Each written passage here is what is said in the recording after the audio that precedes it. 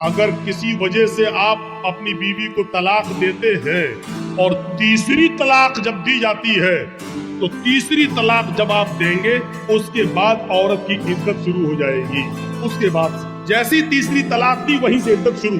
اب 3 مہینے تک وہ دوسری شادی نہیں کر سکتی ہے جب تک کہ وہ عدت پوری نہ کر لے. غور سے سنیے گا, اس کو سنیں گے تبھی بات سمجھ میں آئے گی. 3 مہینے تک اس کو کیوں روکا گیا؟ کیونکہ 3 مہینے میں ہو سکتا ہے کہ جو آدمی طلاق دے رہا ہو اس کا کوئی بچہ اس عورت کے پیٹ میں ہو. ایسا نہ ہو کہ طلاق کے فوراً بعد شادی کی اگر اجازت دے دی جائے تو کہیں ایسا نہ ہو کہ دوسرے کا بچہ یہ اپنے پیٹ میں رکھے اور کسی دوسرے مرد سے شادی کر لے اور دوسرا مرد اس بچے کو اپنا نام دے دے, حالانکہ یہ اس کا بچہ نہیں ہے. اس لیے 3 مہینے کا حکم دیا ہے کہ وہ عدت گزارے گی. اگر کسی کا شوہر مر گیا تو عورت عدت گزارے گی. کتنے دن؟ 4 مہینے 10 دن. اگر کسی عورت کا شوہر مغرب سے پہلے انتقال کیا ہے, مغرب کی اذان سے پہلے انتقال کیا, تو وہ دن عدت میں شامل کیا جائے گا. 1 دن مانا جائے گا. مان لیجئے آپ کے یہاں 6 بجے مغرب کی اذان ہو رہی ہے اور 5 بجے کسی کا شوہر انتقال کیا ہے, تو 5 بجے انتقال کرنے کے بعد بھی اس کا پہلا دن مانا جائے گا, کیونکہ ابھی تاریخ وہی ہے. مغرب کے بعد تاریخ چینج ہوگی, مغرب سے پہلے نہیں. وہ پہلا دن مانا جائے گا. یہی عقیقے میں بھی یہی دیکھا جائے گا. 7ویں دن جو بچے کا عقیقہ کیا جاتا ہے یہی سے دیکھا جائے گا. مان لیجئے آپ کا بچہ جمعے کے دن مغرب سے پہلے پیدا ہوا ہے تو جمعے کا دن پہلا دن مانا جائے گا. جمعہ, سنیچر, اتوار, سوم, منگل, بدھ, جمعرات. اب عقیقہ کب ہوگا؟ جمعرات کو. اور اگر جمعے کے دن مغرب کے بعد بچہ پیدا ہوا ہے, مغرب کے بعد, تو جمعے کا دن نہیں جوڑا جائے گا, پھر سنیچر کا دن جوڑا جائے گا. پہلا دن سنیچر, اتوار, سوموار, منگل, بدھ, جمعرات, جمعہ. اب عقیقہ کب ہوگا؟ جمعے کے دن ہوگا. اس بات کو یاد رکھیے گا. اور 7واں دن کب پڑے گا؟ جمعے کا دن. اگر جمعے کو مغرب کے بعد بچہ پیدا ہوتا ہے تو عربی میں مہینے کی شروعات مغرب کے بعد سے ہوتی ہے. ہم لوگ چاند کب دیکھتے ہیں؟ مغرب کی اذان ہو جاتی ہے, نماز کے بعد دیکھتے ہیں. جب چاند ہو گیا تو وہیں سے مہینہ شروع, وہیں سے تاریخ شروع, وہیں سے 1 تاریخ ہو گئی, اور وہ دوسرے دن مغرب تک 1 تاریخ رہے گی. جو شب قدر میں آپ رات جاگتے ہیں تو کب جاگتے ہیں؟ 20واں روزہ ہوتا ہے, مغرب کے بعد 21ویں رات شروع ہو جاتی ہے. آپ 21ویں, 23ویں, 25ویں جو رات جاگتے ہیں وہ اسی حساب سے جاگتے ہیں.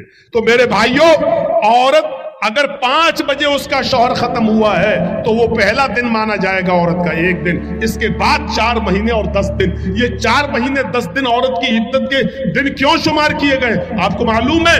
تاکہ مرے ہوئے آدمی کا حمل اس عورت کے پیٹ میں نہ ہو سکتا ہے کہ وہ چھپا رہی ہو, حمل پیٹ میں نہ ہو. 4 مہینے 10 دن کی مدت بہت ہو گئی ہے. اگر اس کے پیٹ میں بچہ ہوگا تو 4 مہینے میں اس عورت کا پیٹ تھوڑا بہت باہر نکل آئے گا, جس سے پتا چل سکتا ہے کہ اس کے پیٹ میں فلاں آدمی کا بچہ ہے. اگر ہے تو جب تک بچہ پیدا نہیں ہو جاتا تب تک اس کی عدت رہے گی, اور اگر نہیں ہے تو 4 مہینے 10 دن کے بعد یہ عورت کہیں دوسرا نکاح کرنا چاہے تو کر سکتی ہے, تاکہ کسی دوسرے آدمی کا, اس مرے ہوئے آدمی کا بچہ کسی دوسرے آدمی کا نام نہ پا جائے. یہ اسلام نے باؤنڈیشن بہت سختی ہے اس معاملے میں.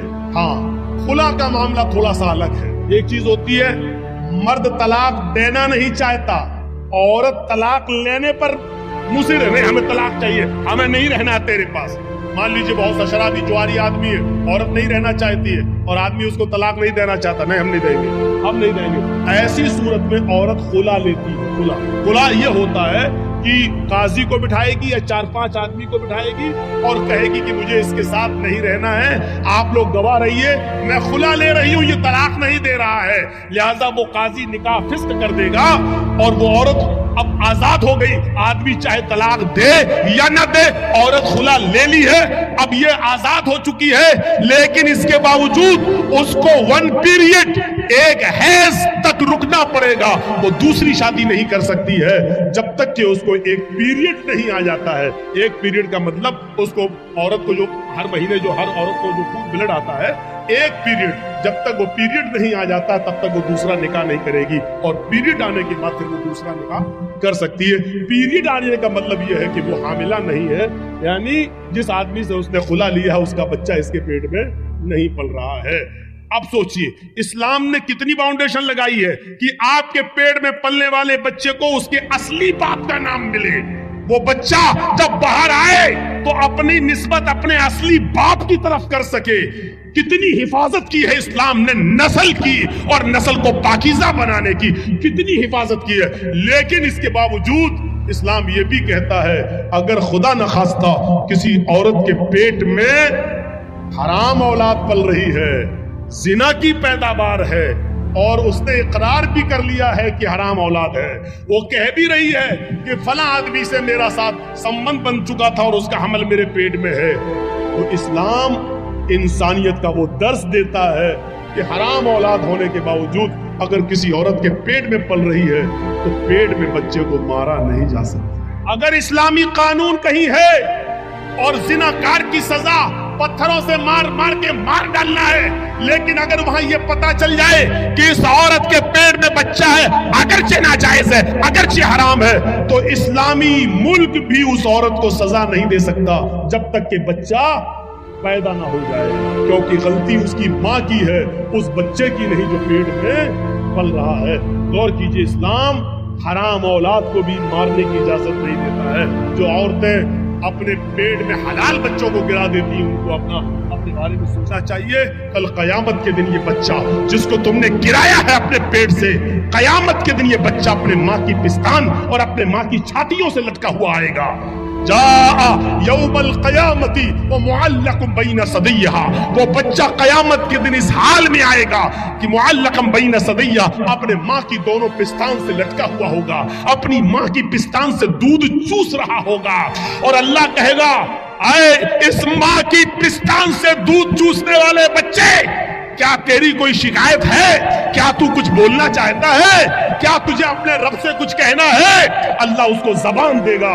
वो छोटा सा बच्चा जो अपने माँ की पिस्तान से दूध चूस रहा होगा, अपनी जबान हटाएगा, अपना मुंह हटाएगा, यकूल, और अल्लाह से शिकायत करेगा, या रब्बी हाज़िही उम्मी क़दलतनी, अल्लाह ये मेरी माँ है जिसका दूध मैं पी रहा हूँ, जिसकी पिस्तान से मैं लटका हुआ हूँ। अल्लाह ये मेरी माँ है जिसने दुनिया में मुझे मार डाला था।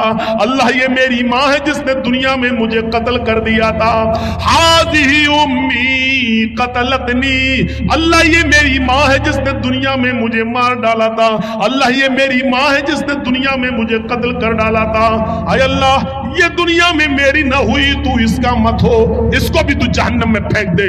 अल्लाह रब्बुल आलमीन फिर उस औरत को जिसने दुनिया में अपने बच्चे को का मर्डर किया, बिना किसी गलती के, बिना किसी परेशानी के, उसने ये सोच कर कि 3 लड़कियां पहले से, चौथा भी मेरी लड़की है, अल्ट्रासाउंड में चेक कराने के बाद पता चला लड़की है, नहीं हमें नहीं चाहिए, और एबॉर्शन करा दिया, गिरा दिया। कयामत के दिन इस औरत को जहन्नम में फेंक दिया जाएगा, और वो बच्चा अपनी माँ को खुद जहन्नम में ले जाने का सबब बनेगा कि नहीं अल्लाह, इसने दुनिया में मुझे मार डाला था। इस्लाम तो हराम और नाजायज औलाद भी गिराने की इजाजत नहीं देता है। ये इंसानियत का एहतराम, इंसानियत का एहतराम। इस्लाम में बहुत, जहां थोड़ा बहुत मसला हार्ड लगता है, वहीं आसानी भी पैदा। मान लीजिए रमजान का महीना और 20 रोजे गुजर चुके हैं, आज कोई हिंदू है या कोई ईसाई मुसलमान हो रहा है और वो 20वें रोजे को मुसलमान हुआ, तो अब वो रोजा कब से रखेगा? रोजे तो पूरे महीने के फर्ज हैं, लेकिन कोई हिंदू या कोई ईसाई या कोई यहूदी 20वें रोजे को मुसलमान हो रहा है। 20 रोजे तक हिंदू था, ईसाई था, या यहूदी था, या जैनी था, बुद्धिस्ट था, 20 रोजे के बाद मुसलमान हो रहा है 20वें रोजे को, तो अब वो रोजा कब से रखेगा? आज मुसलमान हुआ, अब जब मुसलमान हुआ तभी से तो रखेगा। अब सवाल ये पैदा होता है कि वो 20 रोजे जो इसके छूटे हैं वो पूरे करेगा या नहीं करेगा? तो साफ मसला है कि नहीं करेगा। क्यों नहीं करेगा? क्योंकि जब वो इस्लाम लाया है तब तक वो काफिर था, उस पर रोजा फर्ज था ही नहीं।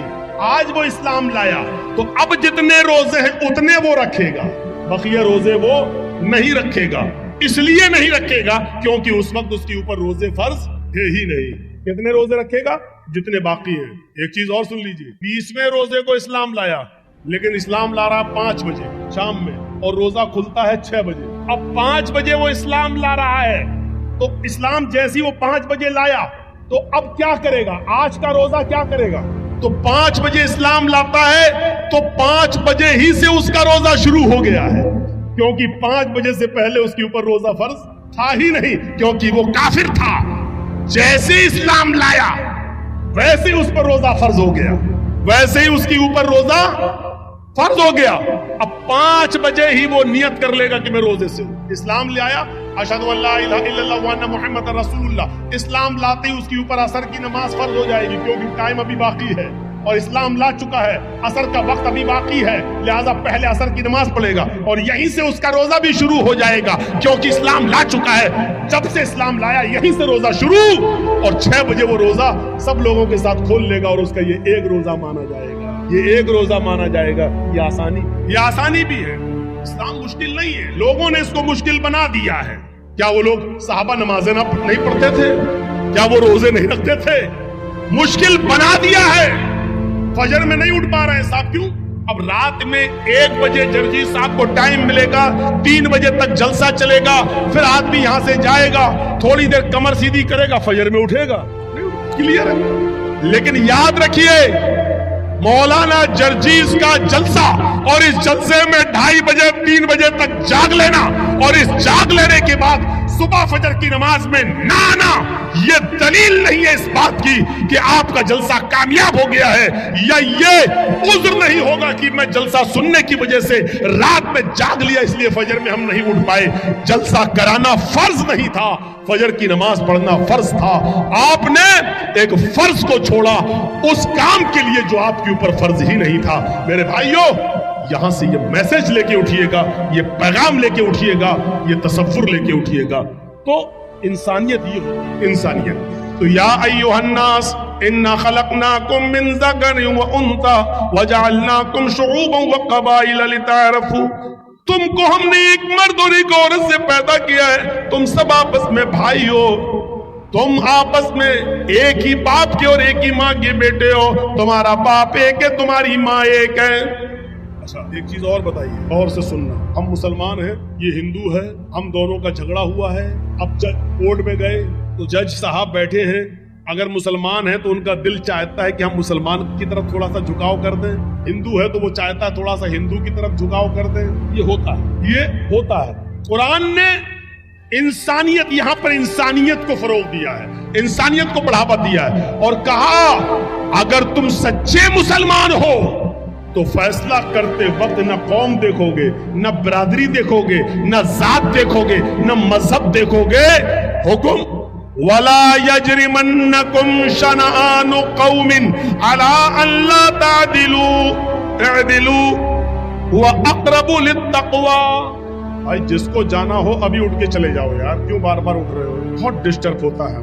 لَا يَجْرِمَنَّكُمْ شَنَآنُ قَوْمٍ، آئے مسلمانوں، کسی قوم کی دشمنی، کسی مذہب کی دشمنی تمہیں اس بات پر مجبور نہ کر دے کہ تم سچا فیصلہ نہ کر سکو، ان کے ساتھ انصاف نہ کر سکو، ایسا نہیں ہونا چاہیے۔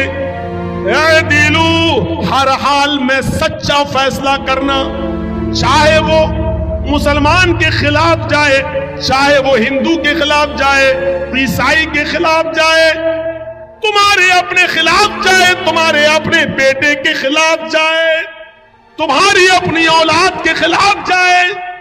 اچھا آپ کے ہاں مان لیجیے، ہمیں نہیں معلوم چاپی میں یہ ہوتا ہے یا نہیں ہوتا ہے، بنگال کے جلسوں میں بہت جگہ ایسا دیکھا گیا ہے کہ ایک گاؤں میں کوئی لڑکا اسی گاؤں کی کسی لڑکی کو لے کے بھاگ گیا، 2-4 دن کے بعد پکڑ گئے، گاؤں واپس آئے، اب لڑکی کا باپ روتا ہے، میری لڑکی تو عزت لٹ گئی، برباد ہو گئی، دودھ کھانے کے لائق نہیں ہے۔ اب زور ڈالا جاتا ہے گاؤں کی طرف سے کہ تو لے کے بھاگا تھا، چل اب شادی کرو اس کے ساتھ، یہ گاؤں کی طرف سے فیصلہ ہوتا ہے شادی کرو اس کے ساتھ، اور وہ لڑکا تیار نہیں ہے شادی کرنے کے لیے، وہ لڑکا کہہ رہا بھائی شادی کی تو کوئی بات ہی نہیں ہوئی تھی۔ اب یہ लड़की का बाप कह रहा है ये लड़का लेके भाग गया मेरी लड़की को। अब मेरी लड़की तो बदनाम हो गई, कुछ हुआ हो या ना हुआ हो, लेकिन बदनाम तो हम हो गए। कौन मेरी लड़की से शादी करेगा? लड़के का बाप ये कह रहा भाई दोनों बातें करते थे, मोबाइल पे लगे रहते थे रात रात भर, हम क्या करें? लड़का कह रहा हम शादी क्यों करें, शादी की कोई बात ही नहीं हुई है इससे हमारी। ठीक है हम भगा के ले गए तो तुम्हारे घर थोड़ी घुस के ले गए थे हम, फोन पे बात हुई फला जगह तुम आ जाओ, हम भी फला जगह चल रहे हैं, मोटरसाइकिल लेके आ जाएंगे। हम वहां मौजूद थे, ये आ गई, हम लेके भाग गए। अब गांव में जो सरपंच होते, मुखिया लोग, सुनो, अगर यहाँ पर भी ऐसा होता है तो सुन ले, इस गांव का मुखिया हो सरदार, कयामत के दिन तुम्हें भी गवाही देना पड़ेगी और अल्लाह के सामने तुम्हें भी जवाब देना पड़ेगा। अब क्या होता है, अच्छा ठीक है तू शादी नहीं करेगा, नहीं, अब उस लड़की का तो इज्जत खराब हो गई, हाँ तो क्या हुआ, चल 5 लाख रुपए जुर्माना देगा लड़का वाला लड़की को। वे तेरे बाप का फैसला है? गांव के मुखिया, सरदार या सरपंच या पंचायत में जो लोग बैठकर ये फैसला करते हैं, ये सब रॉन्ग है, कुरान और हदीस के खिलाफ फैसला। दुनिया में 5 लाख 4 लाख रुपया दिलवा सकते हो, लेकिन कयामत के दिन अपने आप को बचा नहीं सकते हो। सवाल ये पैदा हुआ है कि लड़का भागा तो लड़की भी तो भागी, फिर जुर्माना सिर्फ लड़के पर क्यों आयत हो रहा है? और लड़के का पैसा 4 लाख 5 लाख रुपए आप लड़की को और उसके बाप को दिला देते हैं, ये कहां की इंसानियत है? जबकि कुरान ये कह रहा है अज़्ज़ानियतु वज़्ज़ानी फजलिदू कुल्ल वाहिदतिन मिनहुमा मियता जल्दा। जिना करने की, बदकारी की शुरुआत लड़के की तरफ से पहले नहीं, लड़की की तरफ से पहले होती है। भागने और भगाने की शुरुआत लड़के की तरफ से नहीं, लड़की की तरफ से पहले होती है। ये सुई है, ये धागा है, जर्जी साहब सुई में धागा डाल रहे हैं, लेकिन सुई को हम ऐसे हटा देते हैं, धागा जा ही नहीं सकता है। जब सुई अपनी जगह पर खड़ी है, टस से मस नहीं हो रही है, तब धागा उस सुई के अंदर चला जाएगा। ये साफ सरी दलील है, अगर लड़की अपने आप को बचाए तो लड़का कभी उसके साथ जिना कर ही नहीं सकता।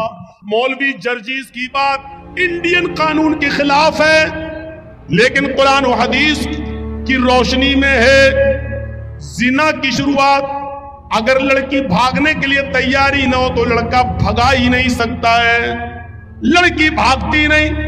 सवाल है साहब मेरा लड़का, तुम्हारा लड़का मेरी लड़की भगा के ले गया, तू तो 18 साल तक पालता रहा, फिर तू अपनी अलमारी भी नहीं बचा सका, वो पैसा भी लेके भाग गई और सोना भी लेके चली गई, जेवर भी लेके चली गई।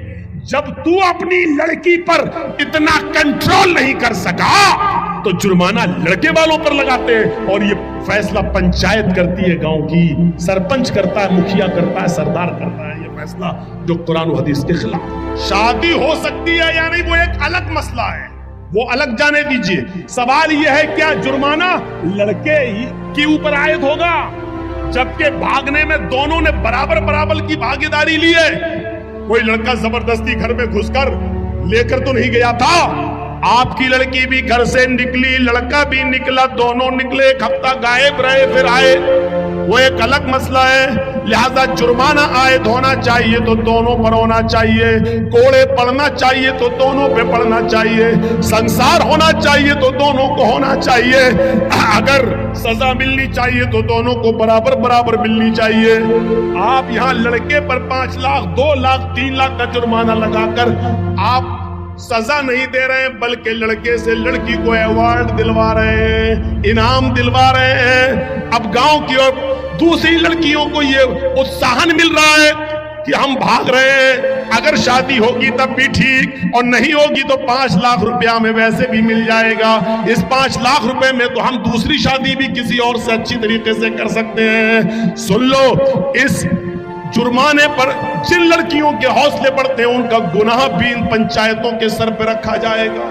वला यजरिमन्नकुम शनानु कौमिन अला अल्ला तादिलू, किसी कौम की दुश्मनी तुम्हें इस बात पर मजबूर न कर दे कि तुम अदल न करो, फैसला न करो, ऐसा नहीं होना चाहिए। ए दिलो हुआ अक़रबु लित्तक़वा, हर हाल में इंसाफ करना, हर हाल में सच्ची बात कहना, चाहे वो किसी के भी खिलाफ हो। हजरत अली रजी अल्लाह ताला अन्हु की एक जिरा क्या होती है आपको बताऊं, जिरा होती है, जंग में जब लड़ा जाता था तो एक लोहे की कमीज की तरह या कुर्ते की तरह एक वो होता था, वो अपने गले में डाल लिया जाता था ताकि दुश्मन का तीर सीने में न लगे, उस लोहे पर लग जाए। तीर आए, खंजर आए, तलवार आए तो वो लोहे पर लगे, तो उसको बोलते थे जिरा। जिरा तो जंग में जाते थे तो जिरा पहन लेते थे साहबा। हजरत अली की भी एक जिरा थी जो घर के बाहर रखी हुई थी। हजरत अली अंदर चले गए, जिरा बाहर रखी रही। जब घर से बाहर आए तो जिरा गायब हो गई, वो जिरा गायब हो जाती। और सुनिए, 6 महीने के बाद वो जिरा एक यहूदी के पास नजर आती है। सुनते रहिए मेरे भाइयों, बड़ा जबरदस्त मसला। किसके पास? एक यहूदी के पास नजर आती है वो जिरा। हजरत अली ने उस यहूदी से कहा, ये जिरा मेरी है। और हजरत अली कौन है? अमीरुल मोमिनीन। अमीरुल मोमिनीन समझ रहे हो ना? उसको समझाने के लिए बोल दूं, चीफ मिनिस्टर। अमीरुल मोमिनीन है, पूरे इलाके के जिम्मेदार हैं। यहूदी से कहते हैं, यहूदी ये जिरा तो मेरी है, तेरे पास कहां से आई? उसने मुस्कुराते हुए कहा, अच्छा नियत खराब कर रहे हो मेरी जिरा पर, ये तो मेरे पास बहुत दिनों से है। हजरत अली ने कहा, तुम पंगा ले रहे हो, तुम्हें अच्छी तरीके से मालूम है कि ये जिरा मेरी है। उस यहूदी ने कहा, आप झूठ बोल रहे हैं। लीजिए, किससे कहा जा रहा है? हजरत अली से। आप झूठ बोल रहे हैं, ये जिरा आपकी नहीं मेरी है। हजरत अली ने कहा, मैं तुम्हारे खिलाफ मुकदमा दायर करूंगा अदालत में। चाहते तो चीफ मिनिस्टर थे, अपने लोगों को भेजकर वो जिरा ले सकते थे, लेकिन नहीं, यूपी के बाबा की तरह थोड़ी थे कि खुद अदालत बन गई। जिन लोगों ने नुकसान किया है और सरकारी संपत्तियों को तोड़ा है, फोड़ा है, उनके ऊपर जुर्माना लगा दिया। अरे जुर्माना अदालतें लगाती हैं, मुख्यमंत्री थोड़ी लगाता है। तब सुप्रीम कोर्ट ने जूता उतार के मारा खोपड़ी पर। अब बाल तो है नहीं, कहां लगा होगा वो जूता, अल्लाह बेहतर जाने। ऐसा जूता लगा, अकल ठिकाने आ गई, अकल ठिकाने। आप देख रहे हैं ना, जहां इस वक्त नेता लोग जा रहे हैं, कमल वाले, वह मार खा रहे हैं, भगाए जा रहे हैं। चौकीदार जहां जा रहा, भीड़ नहीं हो रही है। लेकिन जैसे ही 7वां चल आज खत्म हुआ, कुत्ते कैसे भौंकने लगे। कुत्ते, हम उनको कुत्ता कह रहे हैं जो हड्डियों पे पलते हैं। कुत्ते कैसे भौंक रहे हैं। आएगा तो बाबा ही 300 पार, 300 पार, 300 पार। देख रहे कैसा माइंड सेटअप कर दिया, किस तरीके से भौंकना शुरू कर दिया। बड़ी गंदी सियासत हो चुकी है। इस वक्त धर्म एक तरफ है, इस वक्त बाबा भी ईमानदारी के साथ रामायण और गीता पे अमल करता हुआ सिर्फ धर्म के आधार पर भी अगर चल दे तो मेरे भाइयों, उसको कायदे से इस्तीफा दे देना चाहिए। अगर वाकई वो सच्चा हिंदू है तो, और हिंदू धर्म का सम्मान करता है तो उसको कायदे से इस्तीफा दे देना चाहिए, क्योंकि हिंदू धर्म बेईमानी नहीं सिखलाता है। हिंदू धर्म अदल और इंसाफ की बात करता है। ये तो धर्म की आड़ में बहरूपिये बने बैठे हैं, बहरूपिये, ये धर्म की आड़ में लुटेरे बने बैठे हैं। इस हिस्से को कोई भी यूट्यूब चैनल वाला देगा नहीं जो हम बोले हैं अभी ये बात। अगर मैंने कहीं भी देख लिया, उसको ऐसी स्टेज से नाम लेके बताऊंगा, क्योंकि हमारी नजर है, उसको घुसने नहीं दूंगा। फिर अपने नाम लेके बताऊंगा। तो मैं अर्ज ये कर रहा था कि हजरत अली ने कहा, मैं मुकदमा दायर करूंगा। उस यहूदी ने कहा, कर दो मुकदमा, देखते हैं अदालत क्या फैसला करती है। हजरत अली ने मुकदमा दायर कर दिया। कहां? कोर्ट में, अदालत में। और जज कौन है? काजी शुरैह। और ये जज किसने बनाया? हजरत अली ने। जज किसका? अली ने बनाया। लेकिन जज बना जरूर रहे हजरत अली, लेकिन जज ने ये नहीं देखा कि मुझे जज बनाया किसने। जज का मतलब ये होता है कि मुझे अदल और इंसाफ को कायम रखना है। कुरान की इस आयत के पेश नजर के वला यजरिमन्नकुम शनआनु कौमिन अला अल्ला तादिलु इअदिलु हुवा अक़रबु लित्तक़वा। कभी किसी कौम की दुश्मनी तुम्हें गलत फैसला करने पर मजबूर न कर दे, सही फैसला करना, चाहे वो किसी के। उस यहूदी के पास नोटिस पहुंचा कि तुम्हें भी आना है। हजरत अली और यहूदी दोनों एक ही दिन पहुंचते काजी शुरैह की अदालत में। काजी शुरैह की अदालत में। ये ऐसा जज नहीं था जो हमारा चौकीदार बना देता है, इसलिए बाबरी मस्जिद का फैसला उनके पक्ष में चला जाता है, क्योंकि हमने आपका नमक खाया है तो नमक हलाली तो करना ही है। ये सिस्टम नहीं था वहां। हजरत अली रजी अल्लाह ताला अन्हु भी कोर्ट में मौजूद है, एक कटघरे में खड़े हैं, यहूदी भी दूसरे कटघरे में खड़ा है। पूछा अली, मुकदमा आपने दायर किया, बताओ क्या प्रॉब्लम है। कहा, इस यहूदी के पास एक ज़िरा है, वो ज़िरा मेरी है, और यहूदी कहता है कि वो ज़िरा मेरी है, लिहाजा इस यहूदी से वो ज़िरा मुझे दिलवाई जाए। قاضی صاحب نے کہا ہے یہودی حضرت علی کہہ رہے ہیں کہ وہ زرہ میری ہے، تم اس کے بارے میں کیا کہنا چاہتے ہو؟ تو اس یہودی نے کہا حضرت علی جھوٹ بول رہے ہیں، زرہ میری ہے، اس وقت میرے پاس ہے، میں عدالت کے باہر رکھ کر آیا ہوں۔ قاضی نے حضرت علی سے کہا اے علی یہ شخص کہہ رہا وہ زرہ میری ہے، تم کہہ رہے ہو وہ میری ہے، ابھی زرہ تو اس یہودی کے پاس ہی رہے گی کیونکہ اس کا مالک وہ ہے، بھی اس کے پاس ہے، لیکن مجھے یہ بتاؤ کہ اگر وہ زرہ تمہاری ہے تو تمہارے پاس کوئی گواہ ہے یا نہیں؟ اس گواہ کو بلاؤ، میں اس سے پوچھوں اس زرہ میں کیا کیا تم نے دیکھا ہے اور کس بنیاد پر کہتے ہو کہ وہ علی کی زرہ ہے؟ حضرت علی نے کہا ہاں گواہ ہے۔ کہا کون؟ کہا ہے۔ کہا اس گواہ کو بلاؤ۔ جب گواہ کو بلایا گیا تو وہ گواہ حضرت علی کے بیٹے حضرت حسن تھے، وہ کٹگھرے میں کھڑے ہوئے اور گواہی دینے لگے، اے قاضی صاحب یہ میرے ابو کی زرہ ہے اور میں زرہ کو اچھی طرح پہچانتا ہوں، میرے باپ کبھی جھوٹ نہیں بولے، لہذا یہ زرہ میرے ابو کی ہے، میں گواہی دیتا ہوں اس زرہ کو یہودی سے لے کر میرے باپ کو دلوایا جائے۔ قاضی صاحب کا فیصلہ سنیے، قاضی صاحب کا فیصلہ سنیے۔ قاضی صاحب کہتے ہیں امیر المومنین سے اے علی جی آپ کی گواہی آپ کے بیٹے نے دی اور شریعت باپ کے حق میں بیٹے کی گواہی معتبر نہیں مانتی ہے۔ شریعت کہتی ہے، قرآن و حدیث کہتی ہے باپ کی گواہی اگر بیٹا دے تو اس گواہی کو نہیں مانا جائے گا، کیونکہ بیٹا اپنے باپ کے خلاف بولتا ہی نہیں ہے، وہ اپنے باپ کی حمایتی میں بولتا ہے، لہذا کوئی دوسرا گواہ لاؤ، آپ کے بیٹے کی گواہی شریعت کے مطابق قبول نہیں۔ حضرت علی نے کہا ایک دوسرا گواہ بھی ہے میرے پاس، اپنے غلام کو بلایا، جب غلام کٹگھرے میں آتا ہے حضرت علی نے کہا یہ میرا گواہ ہے، غلام نے گواہی دی کہ یہ زرہ علی کی ہے، ہمارے آقا کی ہے۔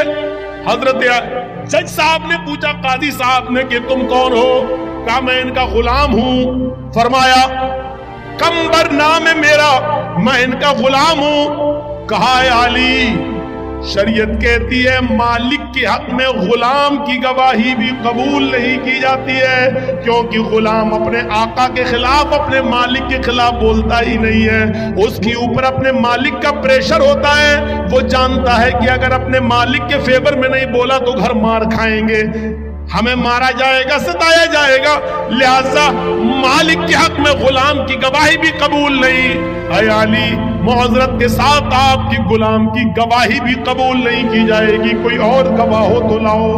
حضرت علی نے کٹگھرے میں کھڑے ہو کر کہا اے جج صاحب، قاضی صاحب، ان دو گواہیوں کے علاوہ میرے پاس اور کوئی گواہی نہیں ہے۔ آج کل تو 100 روپے میں جھوٹے گواہ مل جاتے ہیں، میرے پاس اور کوئی گواہی نہیں ہے۔ قاضی صاحب کا فیصلہ ہوتا ہے اے یہودی حضرت علی زرہ کو ثابت کرنے میں اور گواہ پیش کرنے میں ناکام رہے، وہ شریعت کے مطابق سچا گواہ پیش نہیں کر سکے، اور جو گواہ پیش کیا وہ شریعت کے دائرے میں آتا ہی نہیں ہے، لہذا علی ناکام رہے زرہ کو اپنا ثابت کرنے میں۔ وہ زرہ کے مالک تم ہو اور عدالت یہ فیصلہ کرتی ہے کہ وہ زرہ کے حقدار تم ہی رہو گے، وہ زرہ تمہاری رہے گی، اس زرہ پر تمہارا حق ہے، تم جا سکتے ہو اور زرہ بھی لے جا سکتے ہو۔ یہ اس جج کا فیصلہ ہے جو حضرت علی نے بنایا، یہ اس قاضی کا فیصلہ جس کو حضرت علی نے بنایا، لیکن قرآن و حدیث کے مطابق فیصلہ کیا۔ فیصلہ میں اگرچہ زرہ میں حضرت علی کی تھی، زرہ حضرت علی کی تھی، لیکن گواہ وغیرہ نہ لانے میں ایسا ہو جاتا ہے کہ فیصلہ یہودی کے حق میں کرنا پڑتا ہے۔ یہودی اس زرہ کو اٹھاتا ہے، کٹگھرے سے باہر نکلتا ہے، کہتا ہے جج صاحب آپ کے فیصلے کو سلام کرتا ہوں، آپ نے وہی فیصلہ کیا جو قرآن و حدیث میں بتایا گیا، آپ نے وہی فیصلہ کیا جو محمد رسول اللہ نے بتایا، آپ نے وہی فیصلہ کیا، اور میں یہی دیکھنا چاہتا تھا کہ امیر المومنین علی کے ہوتے ہوئے مجھ پر جبر تو نہیں کیا جاتا، ظلم تو نہیں کیا جاتا۔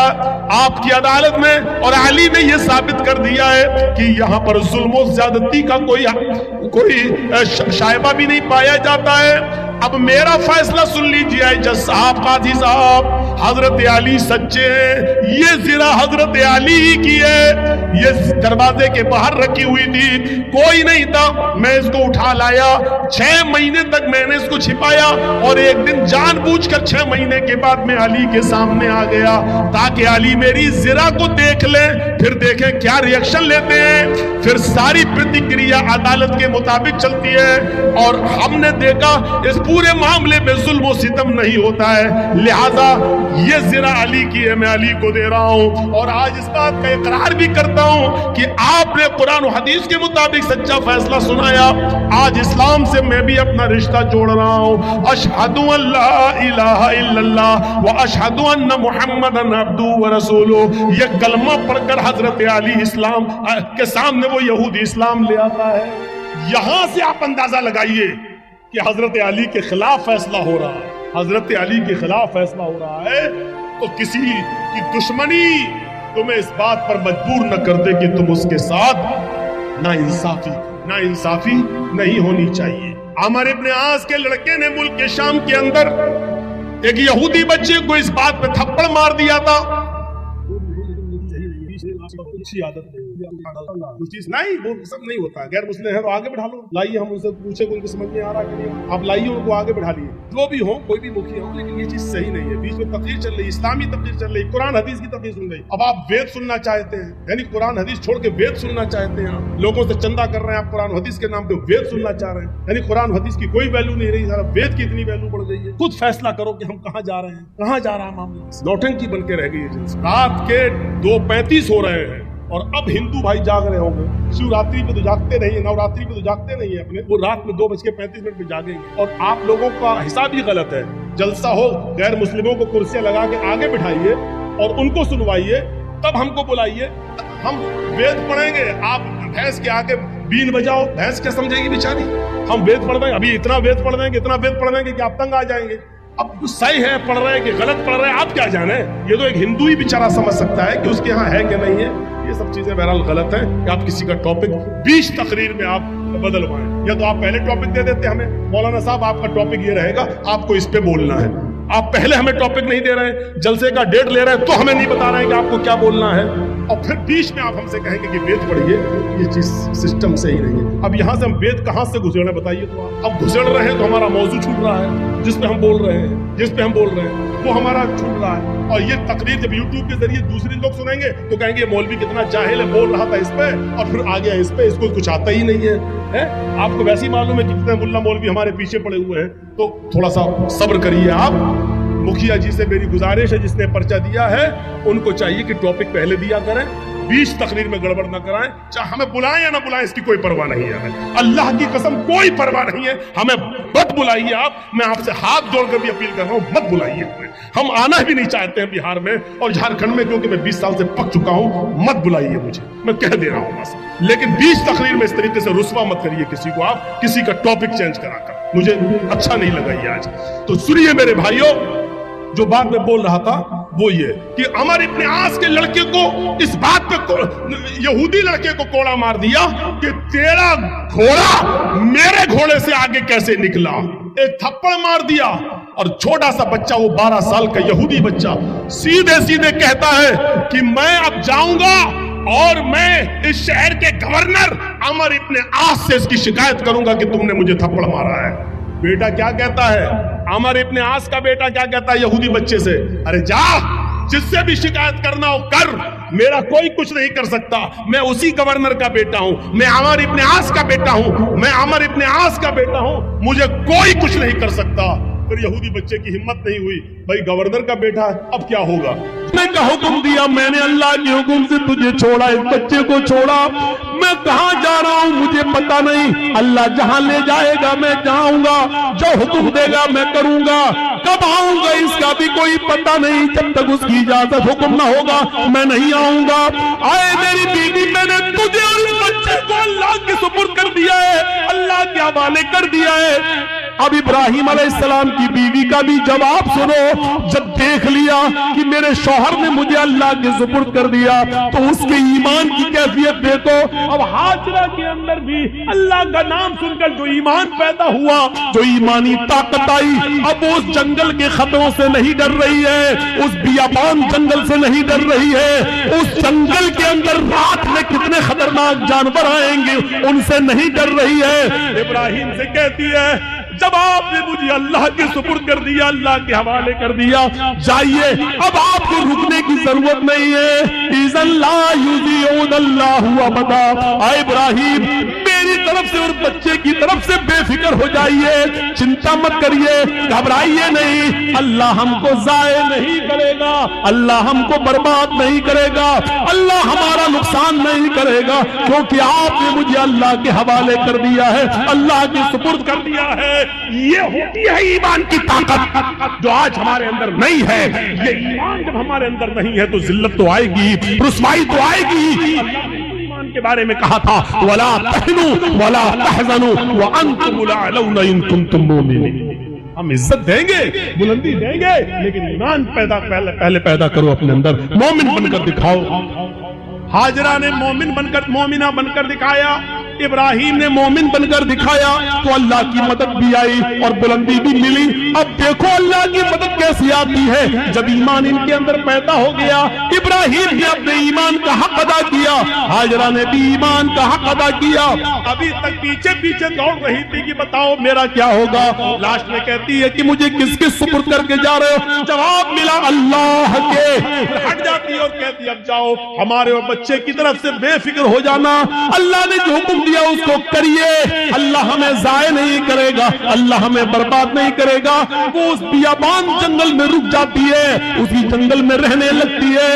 غور کرو کہ اس جنگل میں 2 یا 3 دن کے لیے ہی پانی تھا، 2 یا 3 دن کے لیے ستو تھا، اس کے علاوہ ہاجرہ کے پاس کچھ نہیں تھا۔ ستو ختم ہو جاتے ہیں، پانی ختم ہو جاتا ہے، کوئی قافلہ بھی وہاں سے گزرتا نہیں ہے۔ کیوں کوئی قافلہ گزرے گا؟ کوئی بستی بھی آباد نہیں ہے، دور دور تک پانی کا پتہ نہیں ہے۔ میں ماں ہوں، 2-4 دن بھوکی پیاسی رہ سکتی ہوں، لیکن یہ معصوم بچہ ہے جو میرا دودھ پیتا ہے، جب مجھے کچھ ملے گا نہیں تو دودھ بنے گا کیسے؟ میں کھاؤں گی تو دودھ بنے گا، جب دودھ بنے گا تو بچہ پیے گا۔ میں پیاسی ہوں، 2-4 دن رہ سکتی ہوں، لیکن بچے کو پیاسا کیسے رکھا جا سکے؟ غور کرو، تمام شک و شبہات اس عورت کے دل میں ہے، لیکن اللہ پر بھروسہ ہے، ایمان ہے اللہ کی ذات پر۔ اپنے بچے کو لٹاتی ہے، کہتی ہے چلو کوشش کر کے دیکھتی ہوں پانی مل جائے۔ دائیں دیکھا بائیں دیکھا، اس کو کچھ نظر نہیں آ رہا تھا۔ سامنے ایک پہاڑی نظر آئی، اس پہاڑی کے اوپر چڑھ جاتی ہے، اپنے بچے کو زمین پر چھوڑتی ہے، اس پہاڑی کے قریب جاتی ہے۔ اس پہاڑی کا نام ہے صفا۔ اس پہاڑی پہ چڑھ کر، اونچائی پہ چڑھ کر نیچے کی طرف دیکھتی ہے۔ ہم تو مسجد کی چھتوں پہ چڑھ کے چاند کو اوپر کی طرف دیکھتے ہیں، عید کا بقرعید کا چاند۔ وہ اونچائی پہ چڑھ کر نیچے کی طرف دیکھتی ہے، شاید اس پہاڑی کے نیچے کوئی بستی رہتی ہو، کوئی گاؤں ہو، کوئی اللہ کے بندے رہتے ہو، اور میں ان سے تھوڑا سا پانی مانگ لوں بچے کو پلانے کے لیے۔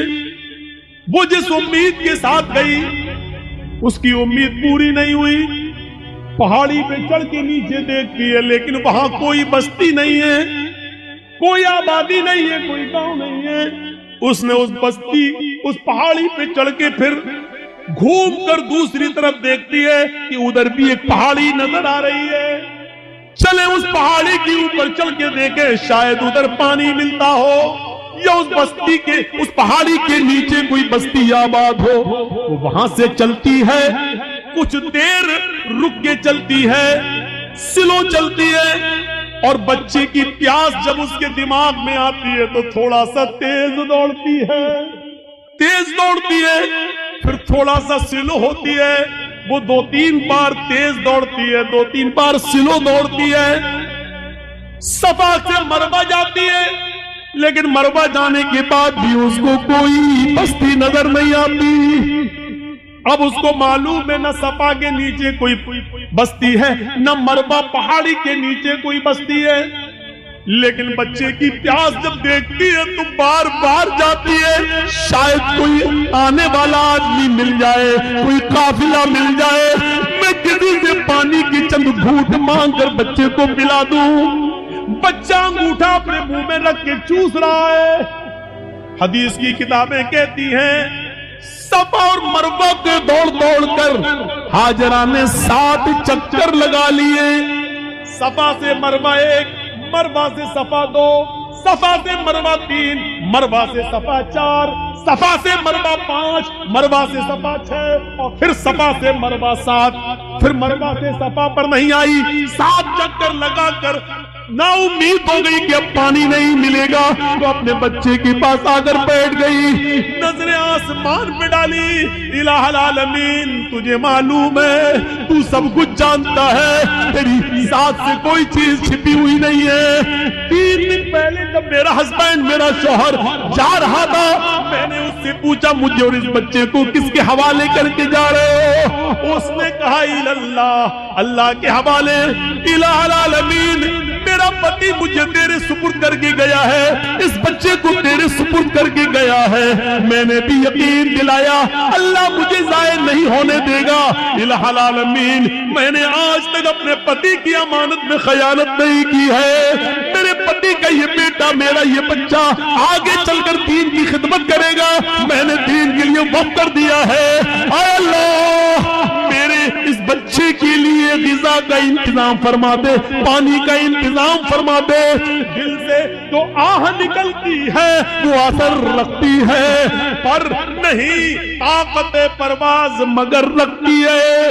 اوپر سے اللہ رب العالمین نے جبریل کو حکم دیا، اے جبریل کیا دیکھ رہے ہو؟ میری بندی مجھے پکار رہی ہے اور میرا بندہ ابراہیم ان دونوں کو اسماعیل و ہاجرہ کو میرے سپرد کر کے گیا ہے، اگر میرے سپرد کرنے کے بعد بھی یہ دونوں بھوکے اور پیاسے مر گئے تو پھر دنیا سے وشواس اٹھ جائے گا، پھر ایمان کس کے اندر پیدا ہوگا؟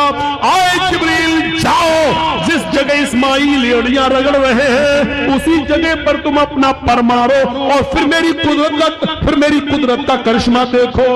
جبرائیل آئے اور اسی جگہ پر مارا اور پانی کا چشمہ اسی جگہ پھوٹ گیا۔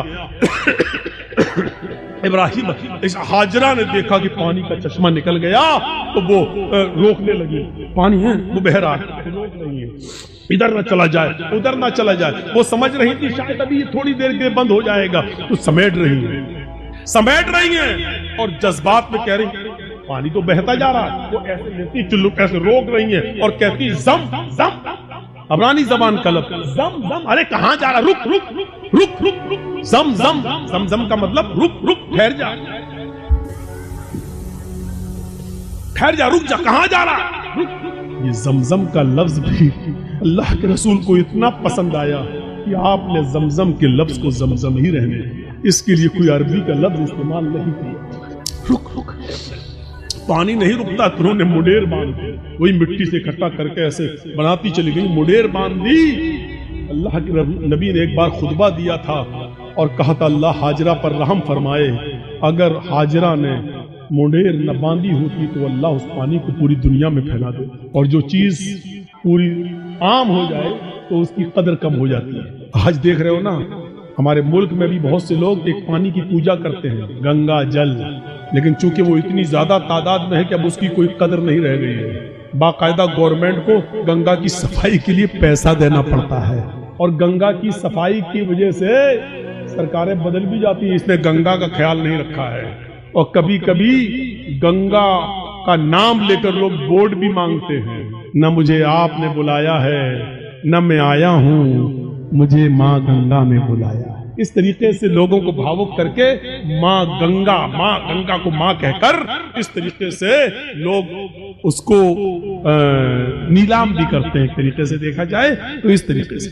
آج اس پانی کی کیا قدر ہے، لوگ اس میں پیشاب بھی کر رہے ہیں، پائخانہ بھی کر رہے ہیں، لیٹرین بھی کر رہے ہیں، سب کچھ ہو رہا اس کے اندر، اس لیے اس کی صفائی کے لیے پیسہ مانگا جا رہا، یہ کیا جا رہا، وہ کیا جا رہا۔ لیکن زمزم کو دیکھ لو آج کتنی قدر کی نظروں سے دیکھا جائے، آج بھی سعودیہ میں ہونے کے باوجود بھی آپ دیکھ لیجئے اس پانی کی کیسی قدر ہے، اس پانی کی عزت کیسی ہے، اور اس پانی کی خصوصیت یہ ہے کہ جو لوگ 5 سال پہلے حج کر کے آئے ہیں اور زمزم لے کے آئے ہوں گے، آج بھی ان کے گھر میں زمزم اگر 5 سال پرانا بھی رکھا ہوگا تو اس میں نہ تو کیڑے پڑے ہوں گے نہ جراثیم پڑے ہوں گے۔ یہ ایک کیفیت، یہ ایک کشش رکھی ہے اللہ رب العالمین نے اس پانی کے لیے، یہ جیتا جاگتا معجزہ، چشمہ جاری ہو۔ ایمان تھا تو اللہ نے عزت بھی دی، ایمان تھا تو اللہ نے بلندی بھی دی، ایمان کی طاقت ہونی چاہیے۔ اور اتنا ہی نہیں، اب آپ کہو گے کہ حاجرہ کو عزت کیا ملی؟ عزت نہیں ملی، وہ حاجرہ جو ایمان کی طاقت کی وجہ سے ابراہیم کو چھوڑ دیتی ہے اور اپنے بچے کے لیے پانی کی تلاش میں صفا سے مروہ کے چکر لگاتی ہے، 7 چکر لگائے۔ میں نے کہا تھا شروع میں، کبھی سلو دوڑتی ہے، کبھی تیز دوڑتی ہے۔ اللہ کے رسول صلی اللہ علیہ وسلم نے حج کا رکن بنا دیا ہے، صفا اور مروہ کے چکر لگاؤ۔ جب تک تم صفا اور مروہ کے چکر نہیں لگاؤ گے، نہ تمہارا حج مانا جائے گا، نہ تمہارا عمرہ مانا جائے گا۔ اور عورتوں کے لیے تو خاص کر دیا کہ تم تو سینہ تان کر اکڑ کر تیز نہ دوڑو کیونکہ تمہاری بے پردگی ہوگی، لیکن حاجرہ جہاں جہاں تیز دوڑی تھی اور تھوڑا سا اکڑ کے ایسے دوڑی تھی، اللہ کے نبی صلی اللہ علیہ وسلم نے مردوں کو حکم دے دیا کہ جب بھی وہ صفا سے مروہ اور مروہ سے صفا کی چکر لگائیں تو جہاں حاجرہ تیز دوڑی تھی وہاں ان کو بھی تیز دوڑنا ہے، جہاں حاجرہ سلو ہوئی تھی وہاں تمہیں بھی سلو ہونا ہے، اور حاجرہ نے جہاں سینہ نکال کر دوڑ لگائی وہاں تمہیں بھی تھوڑا سا سینہ نکالنا، تمہیں بھی نہیں کہ گاما پہلوان لگو، جہاں تھوڑا سا ہلکا تھا سینہ نکال کے چلی تھی تمہیں بھی اتنا نکال کے چلنا ہے۔ یہ عزت دی اللہ تعالیٰ نے، یہ ایمان کی طاقت ہے۔ ایمان ہوگا، مومن ہوگے تو ہم تمہیں بلندی دیں گے۔ اس سے بڑی ایک عورت کی عزت کیا ہوگی؟ کسی بھی مذہب کے اندر عورت کو یہ عزت نہیں ملی۔ حاجرہ نے جہاں اپنا قدم رکھا، ہر حاجی وہاں اپنا قدم رکھتا ہے۔ جہاں حاجرہ دوڑی تھی ہر حاجی کو وہاں دوڑنا پڑتا ہے۔ حاجرہ نے جتنے چکر لگائے ہر حاجی کو اتنے چکر لگانا پڑتے ہیں، اور حاجرہ کے نقش قدم کو اللہ نے اپنی عبادت کا ایک حصہ بنا لیا۔ ایک عورت کے پیروں کے نشان، ایک عورت کے پیروں کی ٹاپیں، ایک عورت کی پیروں کی پیروں کی دھڑکنیں، پیروں کی کھٹکھٹاہٹ کو اپنی عبادت کا حصہ جوڑ دیا ہے کہ جب تک تم حاجرہ کی اس ادا کو زندہ نہیں کرو گے ہماری عبادت کا حق ادا نہیں ہوگا، تم ہماری عبادت نہیں کر سکتے ہو۔ حاجرہ کے نقش قدم کو اپنی عبادت سے جوڑ دیا ہو، اس سے بڑا مقام کیا ہوگا، اس سے بڑا درجہ کیا ہوگا، ذرا اندازہ لگاؤ۔ دنیا کی ساری قومیں چیختی اور چلاتی رہیں کہ عورتوں کو اسلام نے 4 دیواری میں بند کر دیا، برقعے میں رکھ کر ان کی ترقی کی راہ میں رکاوٹ بن گئے۔ چیختے رہو، چلاتے رہو، حقیقت یہ ہے کہ عورت کو اسلام نے جو عزت دی ہے وہ دنیا کا کوئی مذہب کو عزت نہیں دے سکتا ہے۔ آپ باپ ہیں، کتنا بھی جہیز دے دو اپنی بیٹی کو، لیکن آپ کے مرنے کے بعد آپ کی وراثت میں اس کو حصہ ملے گا، وہ محروم نہیں ہو سکتی۔ یہ یاد رکھو، باپ کی وراثت میں سے بھی حصہ ملے گا۔ شادی کے بعد اگر اس کا شوہر مر گیا تو شوہر کی وراثت میں سے بھی اس کو حصہ ملے گا۔ بھائی مر گیا تو بھائی کی وراثت جو چھوڑ کے گیا اس میں بہن کو حصہ ملے گا۔ آپ غور کر رہے ہیں؟ غور کیجئے۔ اور بیٹا اگر مر گیا تو بیٹے کی وراثت میں سے بھی ماں اگر زندہ ہے تو ماں کو حصہ ملے گا۔ غور کیجئے کہ ایک عورت کی حیثیت اور عزت کیا ہے۔ جو لوگ کہتے ہیں کہ اللہ مولانا میرا باپ مر گئے ان کے لیے دعا کرنا، چاہے کتنے ملا مولویوں کو اپنے گھروں میں لے کے چلے جاؤ اور دعائیں کروا لو کہ اللہ میرے باپ کو بخش دے، اللہ اس کے باپ کی مغفرت فرما دے۔ اگر آپ کے باپ کے مرنے کے بعد اگر باپ کی وراثت میں سے باپ کی بیٹی یعنی آپ نے اپنی بہن کو حصہ نہیں دیا، باپ کی مغفرت نہیں ہوگی۔ یاد رکھیے، ملا مولوی دعا کر کر کے مر کیوں نہ جائیں، باپ کی مغفرت نہیں ہوگی، چاہے کتنی دعا کرا لو۔ باپ کی وراثت میں سے بیٹی کو حق ملنا ہے، باپ کی وراثت میں سے ملنا ہے، اور چاہے کتنا کوئی دعا کرے لیکن بھائی کے مرنے کے بعد بہن دعا کرے کہ اللہ میرے بھائی کو بخش دے، جب تک بھائی کے مرنے کے بعد بھائی کی وراثت میں سے بہن کو حصہ نہیں ملے گا دعا قبول نہیں ہوگی اور بھائی کی مغفرت نہیں ہوگی. پڑھے بہت آسان سمجھ لیا ہے نا. جنت جب چاہے اللہ جنت دے, اللہ جنت تو مل نہیں سکتی, جنت الفردوس دے. مانگتے کتنی بڑی جنت ہے, سب سے اعلیٰ جنت. ابھی تو یہی پتا نہیں کہ ہمیں کوئی چھوٹی سے ہلکا زمین کا جنت کا ایک معمولی سا ٹکڑا بھی مل جائے, ہمارے لیے وہی کافی ہے. وہ تو جنت الفردوس. اور حالات یہ ہیں کہ بیٹیوں کا حق مارے ہوئے ہیں, بہنوں کا حق مارے ہوئے ہیں, بہنوں کا حق مارے ہوئے ہیں. حالت یہ ہے ہماری. جہیز دے کر آپ ذمہ داری سے سب دوش نہیں ہو جائیں گے, ذمہ داری سے بچ نہیں پائیں گے. آپ کو حصہ دینا پڑے گا, آپ کو حق دینا پڑے گا. یہ ایمان کی اسپرٹ تھی, ایمان کی طاقت تھی. آئیے ایک اور زبردست ایک نقشہ کھینچ کر آپ کو بتاتا ہوں. دیکھیے ایمان کیا. ایک بار یہ طے ہو گیا موسیٰ علیہ السلام میں اور فرعون میں, یہ روز روز کے جھگڑے ٹھیک نہیں ہیں. آؤ ایک میدان میں جمع ہو جاتے ہیں, تم اپنا معاملہ دکھاؤ, ہم اپنا معاملہ دکھاتے ہیں, یا تو تم جھک جاؤ یا ہم جھک جائیں. آؤ. ایک میدان طے ہو گیا. اے بھیا بیٹھ جاؤ, ان سے کہو کہ پیشاب لگ رہا تو یہیں کر لو. تو ایسا لگ رہا ہے جیسے کسی کی چپل چرا کے بھاگ رہے ہیں. بیٹھیے. اب جو واقعہ سنانے جا رہا ہوں وہ بڑا زبردست اور دلچسپ واقعہ ہے. اس سے بہت سی چیزیں آپ کو ملیں گی. ایمان سے پہلے آدمی کا حال کیا ہے, لیکن وہیں پر ایمان کی دولت جب ان کو مل جائے تو ان کا حال کیا ہے. دیکھیے فرعون نے اپنے جادوگروں سے کہا کہ چلو آج موسیٰ کو اور موسیٰ کی قوم کو پست کرنا ہے. ایسا کرتب دکھانا, ایسا تلسم دکھانا, ایسا جادو دکھانا کہ موسیٰ اور موسیٰ کی قوم بھاگ جائے. شکست ہونی چاہیے. جادوگروں کو بھروسہ تھا بالکل. چلو ایک میدان میں جمع ہو گئے. موسیٰ اپنے چند ساتھیوں کو لے کے آئے, فرعون اپنا لاؤ لشکر لے کر آیا. فرعون کے ساتھ بڑے ماہر جادوگر تھے. یہ واقعہ سنا ہوگا لیکن آج مجھ سے سنو. فرعون کے ساتھ بڑے ماہر جادوگر تھے. طے ہوتا ہے کہ چلو اپنا اپنا کرتب دکھلاؤ. فرعون نے کہا جادوگروں اپنے جادوگروں سے چلو دکھاؤ. جادوگر چونکہ ایمان والے تو تھے نہیں, اس لیے سودے بازی پر اتر اور فرعون سے کہنے لگے, فرعون میرے مالک, میرے آقا, میرے رب, میرے خدا, یہ بتا دو اگر ہم موسیٰ پر غالب آ گئے, اگر ہم جیت گئے, اگر ہم نے موسیٰ اور ان کی قوم کو ہرا دیا تو ہمارا انعام کیا ہوگا. پہلے ہمارا انعام تو بتا دو. ہم ایسے ہی کیوں کرتب دکھائیں, ہمارا انعام کیا ہوگا. فرعون نے کہا کہ دکھاؤ اپنا کرتب, دکھاؤ اپنا جادو. تو فرعون کے جادوگروں نے جادو دکھانے سے پہلے کیا کہا. قرآن ان جادوگروں کے الفاظ کو ریکارڈ کرتا ہے. ان جادوگروں نے فرعون سے کہا اِنَّا لَنَا لَأَجْرًا إِن كُنَّا نَحْنُ الْغَالِبِينَ.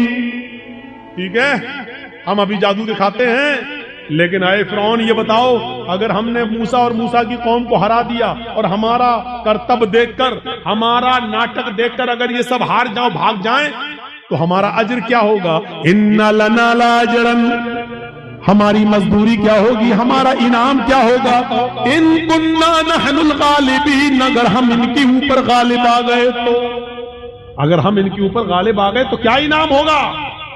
فرعون نے مسکراتے ہوئے جواب دیا انکم لمن المقربین.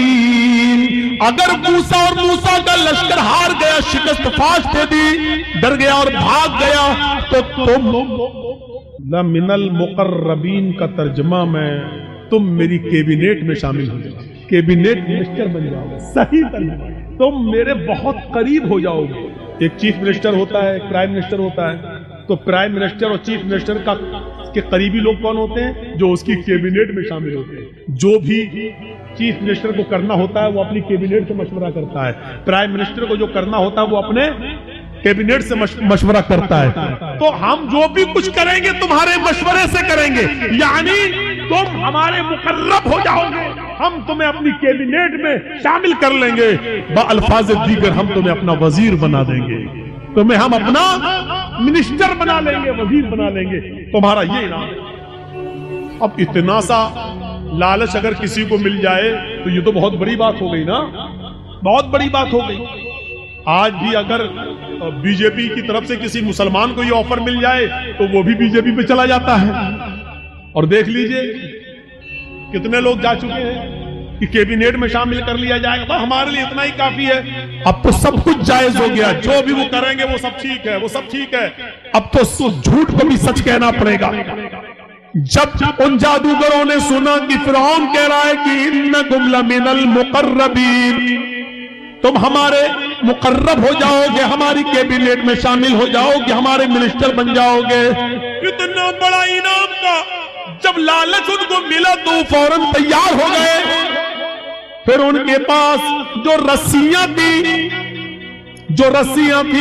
उन्होंने उन रस्सियों को फेंका, उन्होंने उन रस्सियों को डाला। उन्होंने जब उन रस्सियों को मूसा के सामने और मूसा की कौम के सामने फेंका तो वो रेंगते हुए सांप बन गए, रेंगते हुए सांप बन गए, सांप बनकर रेंगने लगे। हालांकि वो सांप नहीं थे, वो नजर बंदी थी, हमें दिखाई दे रहे हैं सांप की तरह रेंग रहे, लेकिन वो सांप नहीं थे। जैसे जादूगर हमारे मोहल्ले में आता है, मिट्टी उठाएगा, रखेगा, मुट्ठी बंद करेगा, छू मंतर जादू करके ऐसे घुमा के खोलेगा, रुपया बन जाएगा। हालांकि वो रुपया नहीं है, वो मिट्टी है, लेकिन हमें रुपया दिख रहा है। अगर जादूगर मिट्टी को रुपया बनाना जानता होता तो अपना जादू खत्म करने के बाद फिर कटोरा लेकर 1-1, 2-2 रुपए की भीख हमसे क्यों मांगता? वो कहता है कि ये कला है, ये मिट्टी को मैंने रुपया बनाया, ये सिर्फ हमारी हाथ की सफाई है। ये तुम्हें रुपया दिख रहा है लेकिन हकीकत में रुपया नहीं है। अगर रुपया होता तो फिर तो हम घर बैठ के ये तमाशा क्यों दिखाते तुम्हें? हम तो घर बैठ के मिट्टी का रुपया बनाते रहते। मूसा और मूसा की कौम को रेंगते हुए सांप दिखने लगे तो मूसा अलैहिस्सलाम डरने भी लगे, ऐसे हटने भी लगे। फौरन अल्लाह ताला ने फरमाया, मूसा डरो नहीं, ला तखफ या मूसा, अरे मूसा डरो नहीं, तुम्हारे पास जो लाठी है ना, जो डंडा है, इसको जमीन पर मारो, पर इस लाठी को मारो। मूसा अलैहिस्सलाम ने वो लाठी जमीन पे मार दी और जैसे ही जमीन पे लाठी मारी वो अजदहा बन गया। अजदहा बहुत बड़ा होता है, वो अजदहा बन गया और उसने अपना मुंह फाड़ा और अंदर को सांस ली, बाहर को नहीं, अंदर को। अंदर को जब उसने अंदर को सांस ली तो वो जितने भी सांप जो रस्सियां बनी हुई थी वो सब उसके मुंह में घुसते चले गए करके सबको खा लिया। यहीं से मूसा फिरौन के जादूगरों की अकल ठिकाने आ गई।